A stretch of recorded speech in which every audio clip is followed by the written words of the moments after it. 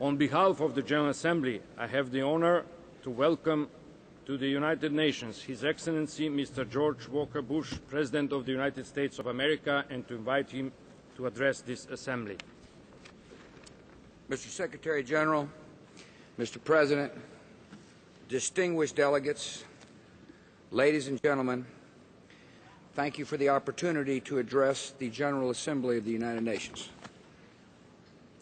60 years ago, representatives from 16 nations gathered to begin deliberations on a new international Bill of Rights. The document they produced is called the Universal Declaration of Human Rights, and it stands as a landmark achievement in the history of human liberty. The Declaration opens by recognizing the inherent dignity and the equal and inalienable rights of all members of the human family as the foundation of freedom and justice and peace in the world. And as we gather for this 62nd General Assembly, the standards of the Declaration must guide our work in this world. Achieving the promise of the Declaration requires confronting long-term threats. It also requires answering the immediate needs of today. The nations in this chamber have our differences, yet there are some areas where we can all agree. When innocent people are trapped in a life of murder and fear, the Declaration is not being upheld. When millions of children starve to death or perish from a mosquito bite, we're not doing our duty in the world. When whole societies are cut off from the prosperity of the global economy, we're all worse off. Changing these underlying conditions is what the Declaration calls the work of larger freedom, and it must be the work of every nation in this Assembly. This great institution must work for great purposes: to free people from tyranny and violence, hunger and disease, illiteracy and ignorance, and poverty and despair. Every member of the United Nations must join in this mission of liberation. First, the mission of the United Nations requires liberating people from tyranny and violence. The first article of the Universal Declaration begins, "All human beings are born free and equal in dignity and rights." The truth is denied by terrorists and extremists who kill the innocent with the aim of imposing their hateful vision on humanity. The followers of this violent ideology are a threat to civilized people everywhere. All civilized nations must work together to stop them by sharing intelligence about their networks and choking off their finances and bringing to justice their operatives. In the long run, the best way to defeat extremists is to defeat their dark ideology with a more hopeful vision, the vision of liberty that founded this body. The United States salutes the nations that have recently taken strides toward liberty, including Ukraine and Georgia and Kyrgyzstan and Mauritania and Liberia, Sierra Leone and Morocco. The Palestinian territories have moderate leaders, mainstream leaders that are working to build free institutions that fight terror and enforce the law and respond to the needs of their people. The international community must support these leaders so that we can advance the vision of two democratic states, Israel and Palestine, living side by side in peace and security. Brave citizens in Lebanon and Afghanistan and Iraq have made the choice for democracy, yet the extremists have responded by targeting them for murder. This is not a show of strength. It is evidence of fear. And the extremists are doing everything in their power to bring down these young democracies. The people of Lebanon and Afghanistan and Iraq have asked for our help, and every civilized nation has a responsibility to stand with them. Every civilized nation also has a responsibility to stand up for the people suffering under dictatorship. In Belarus, North Korea, Syria, and Iran, brutal regimes deny their people the fundamental rights enshrined in the Universal Declaration. Americans are outraged by the situation in Burma, where a military junta has imposed a 19-year reign of fear. Basic freedoms of speech, assembly, and worship are severely restricted. Ethnic minorities are persecuted. Forced child labor, human trafficking, and rape are common. The regime is holding more than 1,000 political prisoners, including Aung San Suu Kyi, whose party was elected overwhelmingly by the Burmese people in 1990. The ruling junta remains unyielding, yet the people's desire for freedom is unmistakable. This morning I'm announcing a series of steps to help bring peaceful change to Burma. The United States will tighten economic sanctions on the leaders of the regime and their financial backers. We will impose an expanded visa ban on those responsible for the most egregious violations of human rights, as well as their family members. We will continue to support the efforts of humanitarian groups working to alleviate suffering in Burma. And I urge the United Nations and all nations to use their diplomatic and economic leverage to help the Burmese people reclaim their freedom. In Cuba, the long rule of a cruel dictator is nearing its end. The Cuban people are ready for their freedom. And as that nation enters a period of transition, the United Nations must insist on free speech, free assembly, and ultimately free and competitive elections. In Zimbabwe, ordinary citizens suffer under a tyrannical regime. The government has cracked down on peaceful calls for reform and forced millions to flee their homeland. The behavior of the Mugabe regime is an assault on its people and an affront to the principles of the Universal Declaration. The United Nations must insist on change in Harare and must insist for the freedom of the people of Zimbabwe. In Sudan, innocent civilians are suffering repression.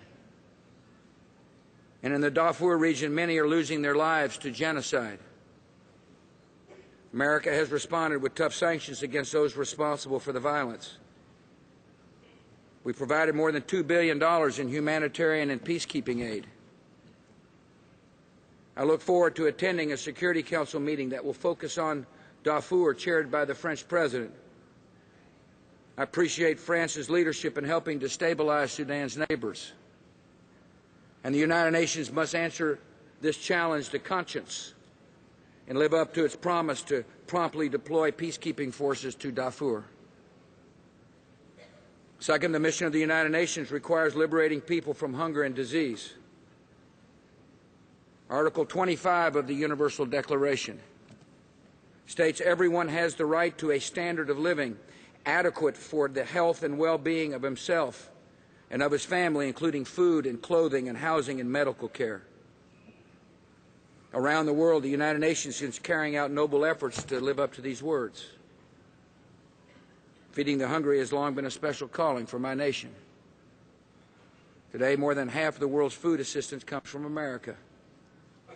We send emergency food stocks to starving people from camps in Sudan to slums around the world. I have proposed an innovative initiative to alleviate hunger under which America would purchase the crops of local farmers in Africa and elsewhere, rather than shipping in food from the developed world. This would help build up local agriculture and break the cycle of famine in the developing world, and I urge our United States Congress to support this initiative.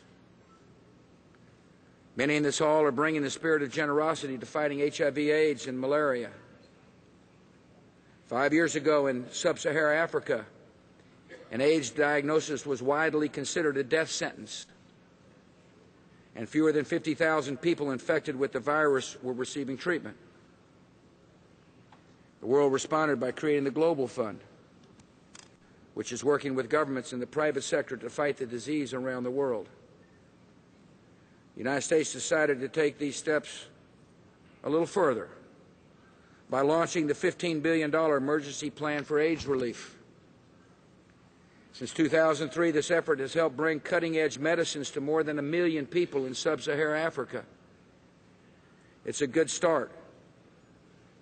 So earlier this year, I proposed to double our initial commitment to $30 billion. By coming together, the world can turn the tide against HIV/AIDS once and for all. Malaria is another common killer.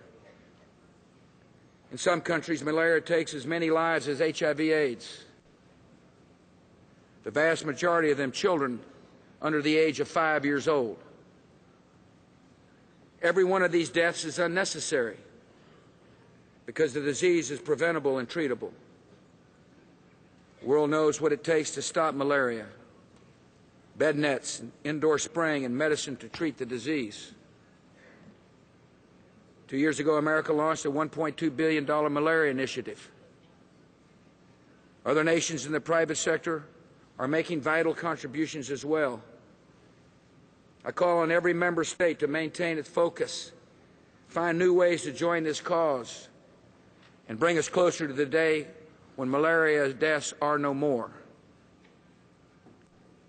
Third, the mission of the United Nations requires liberating people from the chains of illiteracy and ignorance. Article 26 of the Universal Declaration states everyone has the right to education. When nations make the investments needed to educate their people, the whole world benefits. Better education unleashes the talent and potential of its citizens and adds to the prosperity of all of us. Better education promotes better health and greater independence. Better education increases the strength of democracy and weakens the appeal of violent ideologies. So the United States is joining with nations around the world to help them provide a better education for their people. Good education starts with good teachers. In partnership with other nations, America has helped train more than 600,000 teachers and administrators. Good education requires textbooks. So in partnership with other nations, America has distributed tens of millions of textbooks. A good education requires access to good schools. So in partnership with other nations, America is helping nations raise standards in their schools at home and providing scholarships to help students come to schools in the United States. In all our education efforts, our nation is working to expand access for women and girls so that the opportunity to get a decent education is open to all. Finally, the mission of the United Nations requires liberating people from poverty and despair. Article 23 of the Universal Declaration states everyone has the right to work, to free choice of employment, and to just and favorable conditions of work. In the 21st century, this requires ensuring that people in poor countries have the same opportunity to benefit from the global economy that citizens of wealthy countries have. The United Nations provides vital economic assistance designed to help developing nations grow their economies and reach their potential. The United States agrees with that position. We've dramatically increased our own development assistance, and we're delivering that aid in innovative ways. We started the Millennium Challenge account to reward nations that govern justly, fight corruption, invest in their people, and promote economic freedom. With this aid, we're reaching out to developing nations in partnership, not paternalism. And we're ensuring that our aid dollars reach those who need them and achieve results. In the long run, the best way to lift people out of poverty is through trade and investment. A nation that is open in trading with the world will create economic rewards that far exceed anything they could get through foreign aid. During the 1990s, developing nations that significantly lowered tariffs saw their per capita income grow about 3 times faster than other developing countries. Open markets ignite growth, encourage investment, increase transparency, strengthen the rule of law, and help countries help themselves. The international community now has an historic chance to open markets around the world by concluding a successful Doha round of trade talks. A successful Doha outcome would mean real and substantial openings in agriculture, goods and services, and real and substantial reductions in trade distorting subsidies. The world's largest trading nations, including major developing countries, have a special responsibility to make the tough political decisions to reduce trade barriers. America has the will and flexibility to make those necessary decisions. Our negotiators are demonstrating that spirit in Geneva. I urge other leaders to direct our negotiators to do the same. And I'm optimistic that we can reach a good Doha agreement and seize this once-in-a-generation opportunity. In the meantime, America will continue to pursue agreements that open trade and investment wherever we can. We recently signed free trade agreements with Peru, Colombia, Panama, and South Korea. These agreements embody the values of open markets, transparent and fair regulation, respect for private property, and resolving disputes under international law rules. These are good agreements, and they're now ready for a congressional vote, and I urge the Congress to approve them as soon as possible. As America works with the United Nations to alleviate immediate needs, we're also coming together to address longer-term challenges. Together, we're preparing for pandemics that could cause death and suffering on a global scale. Together, we're working to stop the proliferation of weapons of mass destruction. Together, we're confronting the challenges of energy security and environmental quality and climate change. I appreciate the discussions on climate change led by the Secretary General last night. I look forward to further discussions at the meeting of major economies in Washington later this week. The goals I've outlined today cannot be achieved overnight, and they cannot be achieved without reform in this vital institution. The United States is committed to a strong and vibrant United Nations. Yet the American people are disappointed by the failures of the Human Rights Council. This body has been silent on repression by regimes from Havana to Caracas to Pyongyang and Tehran, while focusing its criticism excessively on Israel. To be credible on human rights in the world, the United Nations must reform its own Human Rights Council. Some have also called for reform through the structure of the Security Council, including an expansion of its membership. The United States is open to this prospect. We believe that Japan is well qualified for permanent membership on the Security Council, and that other nations should be considered as well. The United States will listen to all good ideas, and we will support changes to the Security Council as part of broader UN reform. And in all we do, I call on member states to work for an institution that adheres to strict ethical standards and lives up to the high principles of the Universal Declaration. With the commitment and courage of this chamber, we can build a world where people are free to speak, assemble, and worship as they wish. A world where children in every nation grow up healthy, get a decent education, and look to the future with hope. A world where opportunity crosses every border.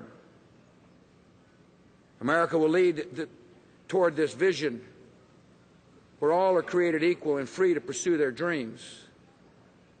This is the founding conviction of my country. It is the promise that established this body. And with our determination, it can be the future of our world. Thank you, and God bless.